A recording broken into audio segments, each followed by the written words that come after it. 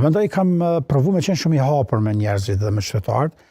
Kam vizitu lokalitetet dhe qytetet ku jetojnë dhe kam marrë takime e diskutime edhe me institucionet edhe me qytetarët, po edhe me shoqërinë civile, sepse e konsideroj një faktor të rëndësishëm të demokracisë dhe besoj që në faza tepër normale unë kam arrit me komuniku edhe në kohë krizash, edhe në situata kur vërtet situata ka mund të jetë konfliktoze, ka mund të jetë tensionume.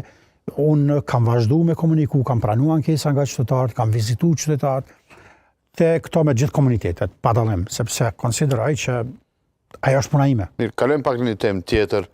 A janë bërë shkollat tona sot institucione konstante shkeljes drejtave të fëmijëve? Unë kam përshtypjen që kemi paqartësi edhe në raport me programin, në raport me fëmijët, prej se a duhet të kenë detyra apo nuk duhet të kenë detyra, sidomos në sistemin publik, deri tek përgatitja pedagogjike e besa edhe shëndeti mendori, edhe përgatitja mendore e mësimdhënësve, se nuk ka teste të vazhdueshme të cilat na flasin edhe për shëndetin edhe për përgatitjen pedagogjike të mësimdhënësve.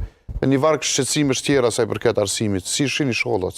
Cili raporti për shkollat? Unë mendoj që kjo pjesa e diskutimeve publike ku flitet për probleme, nështë atë gjithmonë duhet më përcjell me atë me të dhënat se sa shumë është bë për 25 vite, sa angazhime, sa punë, sa investim më bën në arsim, po edhe në çdo segment të jetës, dhe natyrisht pastaj me shpërfaq edhe problemet të cilat ne kemi evidentu nga ankesat edhe nga hetimet që i kemi kry.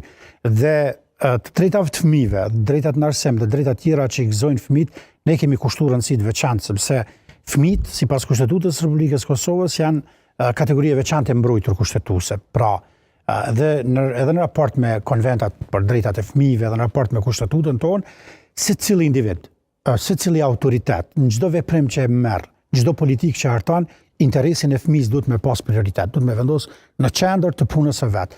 Dhe krahasu me ankesat dhe gjeturat nga hetimet tona, na dalin shumë probleme që i ka sistemi i arsimit në Kosovë. To e fillu prej peshës së çantave. Problem që e dim gjithë. Dhe ekspertët që ne kemi angazhu kanë konstatuar që një fëmijë në shkollën fillore bart një çantë në peshë mesatare 5.7 kg, që paraqet problem shëndetësor nga se ekspertët mjekësor kanë konstatuar që kjo peshë dëmton shtyllën kurrizore të fëmijëve.